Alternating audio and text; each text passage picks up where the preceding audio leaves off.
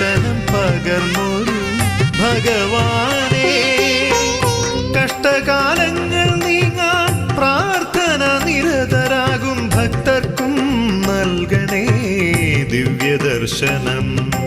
ഹര ഹര ശിവ ശിവ നിൻ പദമലരിലടിയനു ശരണമിതരുളുകമീ. ഹര ഹര ശിവ ശിവ നിൻ പദമലരിലടിയനു ശരണമിതരുളുകമീ.